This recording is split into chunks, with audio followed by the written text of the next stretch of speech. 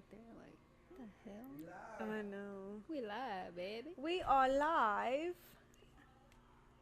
Hello, sister. Come on. Hello. This is our first ever podcast called Honestly with Lucid. That's me. and Lola. And Lola. I already messed up our name. It's okay. Keep the cameras rolling. Okay. We do not act our age. We don't. Let me just put that out there. We're very immature. We're kids at heart. We're not immature. We're kids at heart. Yes. So I concur. Go ahead. Oh, so again, I am Lola, and what I like to do. So with this episode, we're pretty much gonna do an introduction for what she does, what I do, and if y'all have any questions, feel free to motherfucking ask. So, PG after 2 minutes. oh, motherfreaking ask. Okay, so Lola. We are sisters. Let me just put that out there. We have the same mom and dad. I know, it's crazy. Literally, same mom and dad. Except I look like I'm mother. And I'm my daddy's son. Yeah, very much so. But anyway, I do poetry. And I come here to Royal Lane Studio and do open mic. And with my poetry, I pretty much talk about mental health stuff, past trauma within myself. And I pretty much like to talk about my story and share it with everyone because I'm pretty sure we can all relate to some level. And yeah, that's what I like to do. What do you like to do, Lucid? I'm Lucid. I'm a barber. I also like to talk in accents. Yes, That's yes. with you guys. If not, fuck it. PG after 2 minutes. Freaky. Okay. I'm Lucid. I'm a barber. I do like to paint. I also write poetry. It's not out She yet. likes to rap. She can rap, but she doesn't like to admit it or tell people. She be spitting Mars.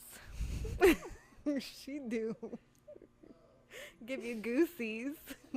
Anyways, so we are sisters. I'm the oldest. I'm 32 years old. Dang. Still fine. I'm 29. I'll be dirty 30 next year. So we gotta get dirty. But so we are originally from Louisiana. Well, I claim that I'm from Louisiana because I grew up there all of my life. I was actually born in Fort Lewis, Washington, because my parents were in the military. But I'm just gonna guess and say when I was a year old, I was a baby still in diapers. That's whenever our parents decided to move to Louisiana. So that's why I rep Louisiana. But she was actually born in Louisiana. 337. Opelousas, Louisiana. Yes. They have the best food. The best fucking food ever. They do have the best food. Ooh. Whenever I first moved to Texas, I was like, where's all the people because in Louisiana, there's only black people and white people. Yeah. So when I moved to Texas, I was like, where are all the black people and white people at? All I was seeing was like Mexicans. It was very different from what we were used to seeing. We are actually half Hispanic and half Creole. If you don't know what Creole is, it's pretty much black, French. It's all the same thing. I just came out looking like the wall because there was no more ink. It's okay. It's okay. Bruh. Oh my gosh. So. And we have a brother. We can't forget our bald brother, Jacob. Maybe one day we'll have him be a guest. But he's kind of rude. But he'd still be funny and cool to chill with. He's a mean kid. I'm just going to be honest. He's a mean kid. That's probably why he's bald now. Karma got him. Yeah. So good. So, okay, I want to talk about... So, now that y'all know where we're from, whatever, we actually did not used to like each other whenever we were kids.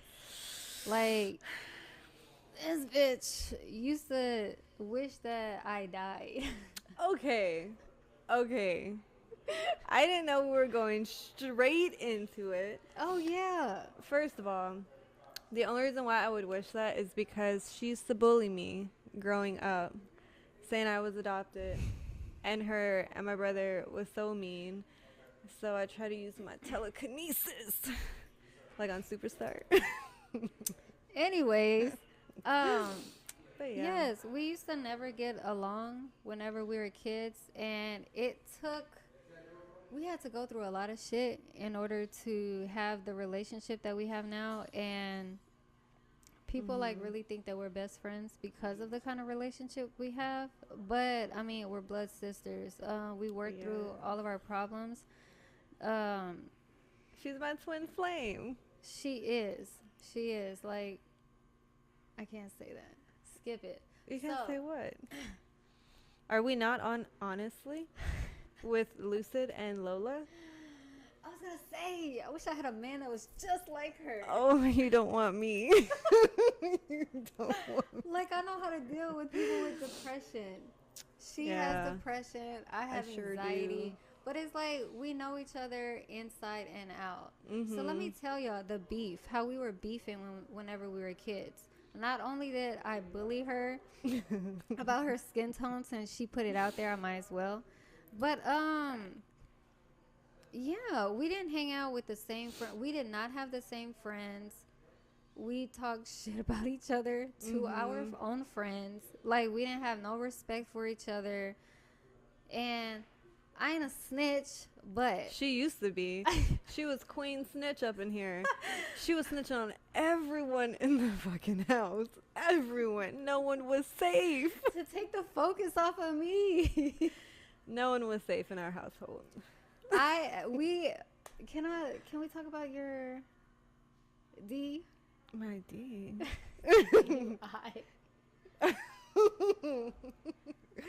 Okay. I actually called the cops on her. Can I at least start it? Okay, I feel like it's my story. Okay, go ahead. Okay. So, in my early 20s, I was horrible. Very, very horrible. Super toxic. And I used to have I used to have a really bad drinking problem. And this was the biggest life lesson that I needed to learn and have, and I'm forever grateful for it, even though it was not a fun experience whatsoever. Anyways, I was 22 and I got a DWI, thanks to Lucid. And well, okay, it's not thanks to her, because if I'm gonna take responsibility, I was drinking and driving, but I was in her car. In my car, that I kept blowing up her phone and telling her bring my car back. I was irresponsible back then. She was like, I put gas in it. I'll bring it back when I want. When I got it back, it was on E. Where was the fucking gas? Where was the gas at? The past is the past, man. I'm the one that got charged. But yes, I was so mad whenever I saw my car. That was the first car that I had ever bought myself. No one helped me with it. I didn't need a co-signer. I was paying the shit on time. I had full coverage insurance. And when I saw the way my car was, you were laughing, but I used to love this car. That was horrible. Her name was Brown Sugar because she was brown. And I remember it was a Jeep Liberty. And when I heard the screeching of the rim on my car coming down the street, like, I was like, damn, what the hell did she do? She was riding my car on three tires and a rim. And I just completely lost it. And I tried to fight her. I don't even fight people. I tried to fight her. She talks shit, but... I tried to fight her in the street. Our mom was like protecting her, and I'm like, what the hell? So then I got upset and I called the cops. And I was like, y'all better come get this bitch. She's drunk. She wrecked my car. But before that, someone else had called the cops on her, so it wasn't on me. And then Excuse me. It be your own people. that was one time. We can laugh about it now, but at the time, it was very traumatic. I still feel bad for it at times because I saw what it did to her financially, and our relationship was very, very rocky. It was rocky before that, but it was like I didn't make it any better by calling the cops on her. But then basically it kind of helped like straighten her out. It fucking did. It's past 2 minutes, right? It gotta be. Yeah. Okay. It fucking we did. can curse now. Okay. No, So, for real though. So during that time, whenever we would not ever hang out with each other at all. Never. If we hung out with each other, then we would like part ways, and we would not see each other till like the next day. Yes. But I was all into like going to the gym. I was cutting hair. She was just drinking her ass off. I had issues. Yeah, and I didn't know because we Yeah. didn't talk like that. That's true. And it took us being mad at each other. I remember we blocked each other's numbers, deleted each other from Instagram. It's like, or social media. It's like we didn't even claim each other as sisters anymore. And then every time I would come home, she would go hide in her room, or every time it was vice versa. Until one day I was like, let's go for a drive in my raggedy ass car. And we talked. Yeah. And she told me, a lot of personal issues that she was dealing with, and I had no idea. I will say this though. It took her a while to understand depression, because even though I'm telling her, hey, I'm going through this, I'm dealing with this, in her mind she was trying she was trying to understand it, but also didn't believe in it at the same time. So it was like,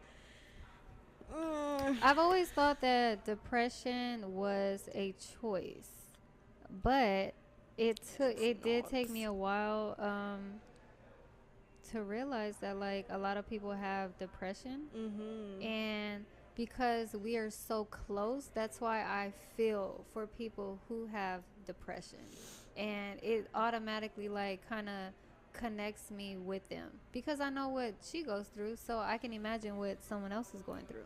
it'd be dark. It'd be dark in there. I'll be her light. Yes. I'll be her For light. real.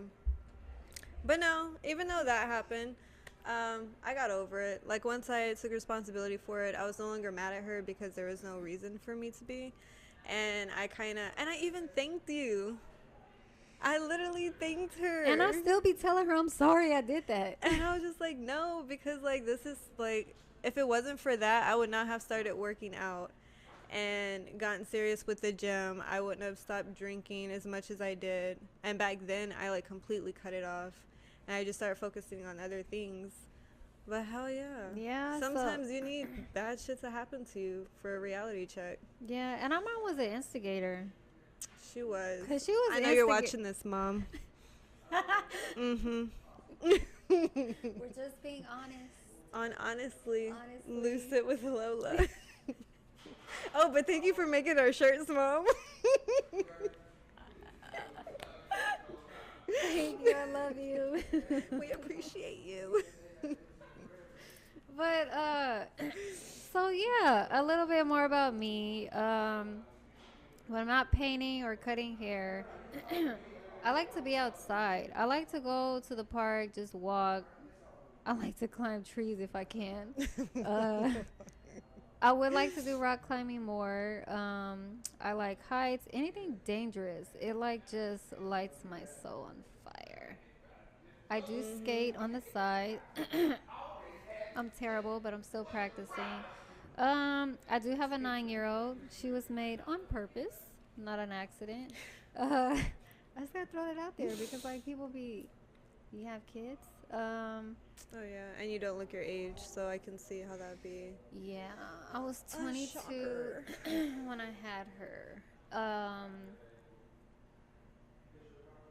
She has been my biggest headache and blessing all at the same time. I will agree to that.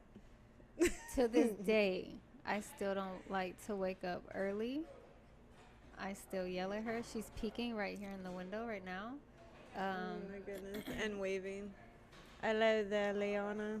I do want more kids. I really would like to have a son. I want twin boys if the time comes. I don't see kids in my future or date people with kids or Why not? because okay, I always thought it was weird when people are like, why don't you want any kids? Why should women have kids? Like, why should that be a normalized thing instead of just people not wanting to have kids? So the reason why I had a kid was because oh, did I get louder? I don't think so. I just got louder, I think. So when I was with her dad, he always talked about like he wanted kids and everything. Oh, take your birth control out, this, and that. I'm not gonna get too into detail with that situations because I never talk about that situation. Shit. Can you say it louder? Oh, he ain't shit. Okay. At all. If Leighton, if you're watching this. Why you gotta say his name? Oh, I'm sorry. Nobody knows his name. You, if you're watching this. So, hello.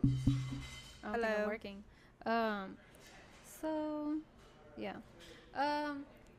The reason why I chose to have a kid was because in my mental state of mind, I was just tired of like men coming in and out of my life. So I'm like, man, if I have my own child, like she or he can't go anywhere. Like they're not gonna leave me. And trust me, this one does not leave me. She's like obsessed. glued to my hip all the time. But no, I do want more kids. I prefer to be married before I have any more kids. So I don't have to go through that again because that's really, really hard. She'll be 10 and he hasn't, I think the last time he's seen her was maybe like 6 or 7 years ago. But she does have a lot of male role models in her life. I can say that. But yeah. I'm okay with my dog. Her name is Baby Bear. I've had her for 8 years. Well, 7 years, and she's 8 years old. So, I used to hate her. I feel like everyone used to hate her. She's an acquired taste. But she's just like me. She just needed some love. And once you show her love, like, you're in. How does it feel to be an aunt? It makes me happy whenever I get to hang out with her because she, like I told you before, she brings out my inner child a lot because she's so curious. She has questions. She's just so full of life. And for a brief moment, it takes me out of that depressed state and brings me back to like little Lola hanging out with Leanna. But I still don't want kids hanging out with her as well. So yeah. Let's go to the questions. And we have questions. We have some questions.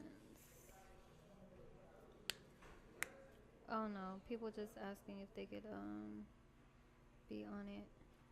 Oh yeah. So like we said, for this episode, it's just the introduction for us. But starting next week, we're going to have people guest on here.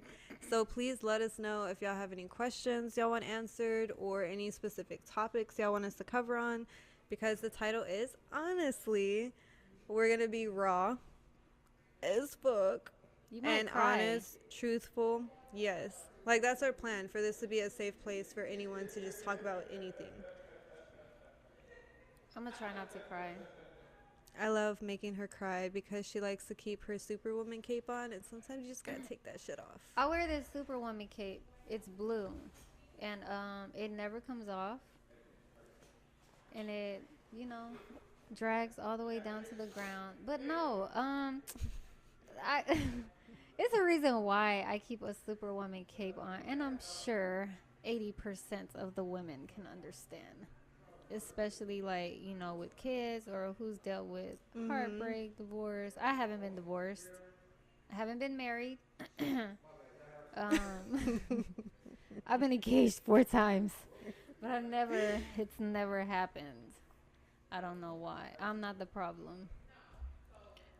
Sometimes She I'm the has been problem. the problem sometimes. If we're gonna be honest. I said sometimes. No, just in general. Let me The see. cool thing about our relationship is that we can now laugh about how toxic we used to be. And I wouldn't say I'm really ashamed of it because now I really feel for those people.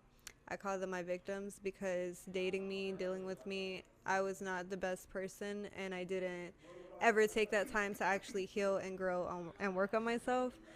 So now I can hee hee ha ha about those things.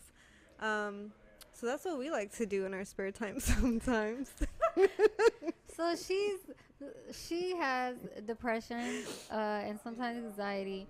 I have anxiety, and what my anxiety has done to me in the past has caused me to like make up lies to find out the truth, to like get information. I've thrown knives, Yeah. keys. But I feel like a lot of women can relate to that because men at some point has made us crazy enough to do that stuff. So like don't feel sorry. As long as you grow from it. Don't keep doing it. I'm And still then you're growing good. from it because sometimes I like to swing.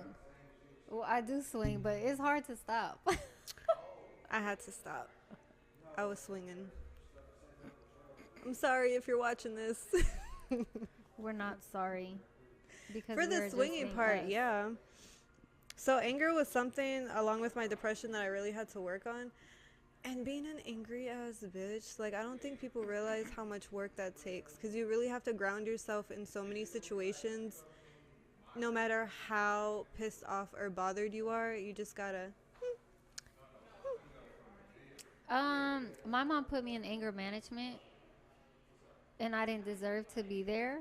So what had happened was I was in art. It was middle school. I was in art class, and my hair was so long. It was down to my butt, and this kid like threatened to cut my hair. And the teacher did not see him. All he saw was like me raise up the scissors like this. And I got, oh shit, you see the pump? Oh dang! Gains. Okay. So yeah, that's how I got sent to anger management and counseling. And so I still feel like I need to go to counseling and I need anger management. I feel like we all need therapy. All of us as a unit. It helps so much. My patience is very short. I have no patience at all. And I have to smoke to like sometimes calm down. If I don't go to the gym, I have to like smoke, and then when I smoke, I either rap in the restroom or meditate or listen Mhm. to like meditation music, something to like bring me back from all this anger. The thing I love most about smoking is that I have this other side. Dumb as fuck. I'm so dumb. There is no brain. There's not a damn thing in here whenever I'm high. That's how I act in public. If I smoke in public and I'm high, it's like There ain't nothing. I don't like to talk to people, and then I'm pretty sure people can tell whenever I'm like, Mhm. so it's like I don't know. I like to smoke when I'm at home. Around people that I trust for Yeah, sure. and I really only smoke at home and with her, and so I don't know, we just get into like our inner child comes out. We're so immature. Yeah, yeah. We are. And honestly, the funny thing about that is we were just talking one time, and so many people have mentioned it before that we should start a podcast or a YouTube channel or like something like that. And we were just talking one day and we're like, why don't we just do a podcast? Like we could literally just be talking about the stuff that we're talking about now. Bro, if we had a show like with all cameras That show would be hilarious. 24/7. That'd be funny as fuck. Yeah, I would have a lot of questions for sure. For sure. Just keep an open mind. Weird. We are very weird. We're not we're not normal. Nay. At all. We are not these. People have told me, "Oh, you look like a bad bitch that has it all together." What? I don't have it all together at all. And I don't pretend to have it all together. That's one thing about me. I used to though. I used to pretend and lie a lot. About what? Having it together? Yeah. I feel like that's a lot of people on Instagram. But or like social media. Even on social media, some people like tell me on there, "Oh my gosh, you look like you have it all together." Bro, what? When I'm not busy cutting or painting, I'm having an anxiety attack or in my head. Yeah. I'm locking myself in the restroom, like, I don't know. Meditating. Hell yeah. Meditating helps so much. So, sisterness, one question I want to ask you. Oh no. What is it? What did you learn a little too late?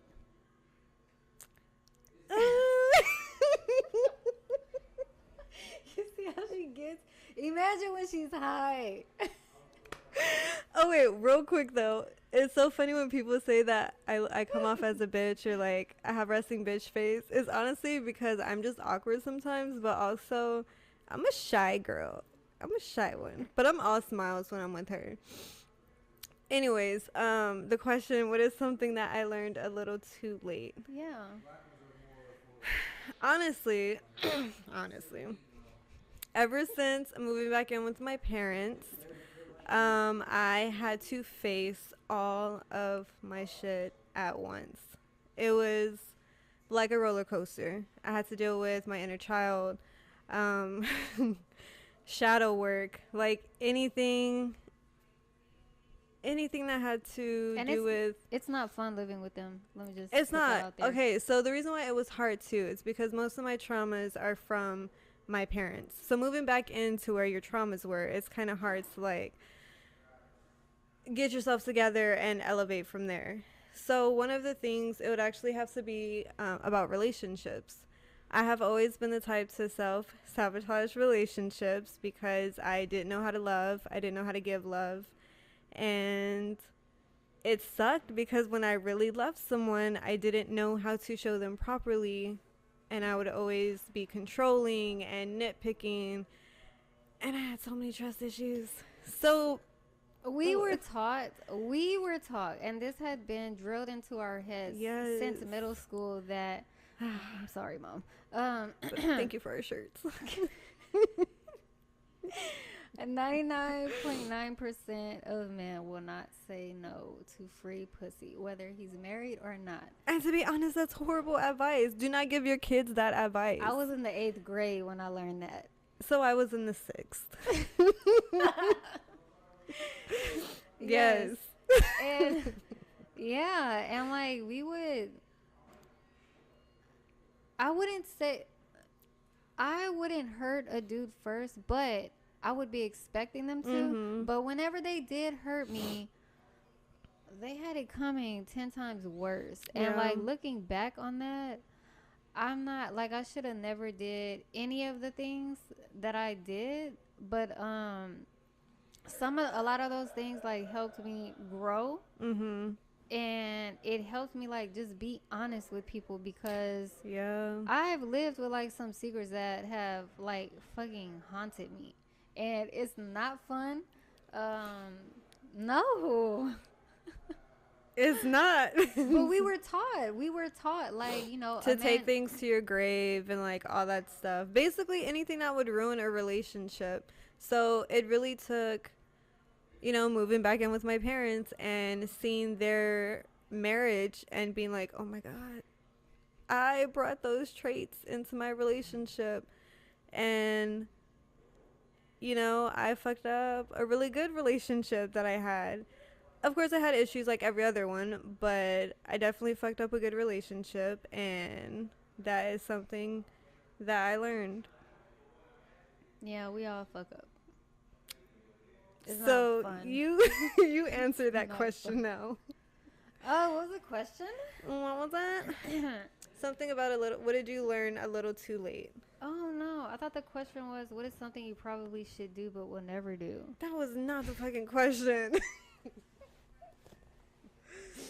Okay, I'm really trying to find the question. What did you It's learn? what I said. What did you learn a little too late? I can only answer these questions when I'm high. No. What did I learn a little too late? I mean, I guess Oh my god. how to be honest with people. I learned the damage that it can do, even not only in relationships but in friendships too. Yes, or like family members, cousins. I've lied to like the people that I most cared about and everything. I used to, it would be so easy to like look someone in the face and just lie. And then later on, whenever they found the truth about whatever it is, it could be something small, big, whatever. Like, you would just see the damage that it would do to them. And then that kind of like takes away the trust. And then I'm over here looking like this untrustworthy person, which I was. Yeah. So, I mean, that's what I learned. I never learned to live in my truth until like maybe 2 years ago. And once you do, it's a whole different. Bro, you don't give a fuck It's about a who's. whole Well, I mean, different ball game. You do care, but to a certain extent, because you're gonna put yourself first, like you never did before. yeah. And then it's like whenever people, I mean, I've been honest to people and like their feelings got so hurt, but it's like if you love me, you know, as a partner, a parent, a friend, whoever, then you're going to accept it and know and understand that we all have flaws.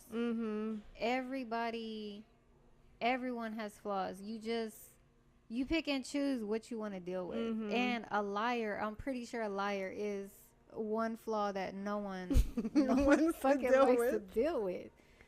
Yeah, but that is something that I learned way too late. And then my brother, he was Jacob. Oh my god. He was the biggest hoe. he was another one. He always taught us that if a person cannot show you proof in your face, then just deny it. Just take it to your grave. And that wasn't a good thing either. And I think that's also why he's bald, because he played so many people. He broke so many hearts. And we felt so bad for them. But like, yeah, man. We didn't really have great examples when it came to the women and the men in our lives, because the men, they always cheated, which was so bad. And then the women, sorry, but like they were dumb and they stayed and they dealt with like so much bullshit. Dumb. Yes. So it's like, you know, whenever you're growing up with that stuff, you don't have the best idea of what love is. You have trust issues right off the bat that you have to work out, along with everything else that you're going through in life, trying to discover about yourself. And it's exhausting. Yeah, life is a fucking trip. You try to hurt people before they hurt you. You try to. It's like a finish line to who can fuck each other up first. Yes, that's exactly and it's what the worst game and ever. And then even whenever you don't try to fuck them up and you're just honest, it's honestly, like good people get fucked over and bad people get fucked over. So I mean, I don't think it matters, but no, I mean, I choose to live in my truth. I choose to be a good person, a goofy person, a good mother too. Despite like what me and her dad have been through, like I've never said anything bad to my daughter about him, because I don't want her to like create that image. Well, if I have a kid, then the same thing's gonna happen to me. So she can tell when I don't fuck with someone, and then she don't fuck with them. I don't even have to tell her like what happened or don't talk to so and so. Yeah, She's like truly my mini me. She really is. Let me see. What was that other? Oh, you have more questions? Girl, I got 25 questions, but Oh we don't my have God. to do. So I got these questions off of Pinterest, and it re-downloaded in my phone. It's 25 questions to ask your boyfriend, but I asked myself these questions because you have to love yourself before you can love a damn boyfriend. So let's see. Pick a number from 1 through 25. 7. What are you too hard on yourself for? Bruh, everything. So I am my own worst fucking critic in the goddamn world. And honestly, it's crazy because I can be my hugest supporter because I love the fuck out of myself. But I'm also, I sure do. But I'm also so hard whenever it comes to like, you know, if I have to make a poem, and sometimes that takes a while for me to do just because whenever I write my poetry, it's about stuff that I'm going through, stuff that I've been through. So I have to sit with those emotions, which are not fun because it's taking me back to how I felt during that time. So it's like, I'm hard on myself when it comes to making content that I need to make. That will also make me happy at the same time. She'll also be performing this Thursday too. Oh yeah, tomorrow. At open mic. Yes. Yeah, so y'all better come fucking support. I will be performing my poem Anxiety, which we all fucking deal with. So I know do you want to it will be a hoot. Do you want to read like 4 lines from that poem? Okay. Okay, let's see. I like it when that booty go. I like it when that booty go. We like to twerk. We do. I was told today that I can't twerk, but I've been in twerk competitions and I won. Okay. This one's my favorite one. This is a snippet, guys. Yes. Scared of life, as if she hadn't lived before. Back in the day when this chick was a whore. She was young and carefree, not giving a fuck. But my, oh my, is she shit out of luck. A goddess, a baddie, and she knows it's true. Girl, if you don't get out your head and show them what you can do. That's it. Damn.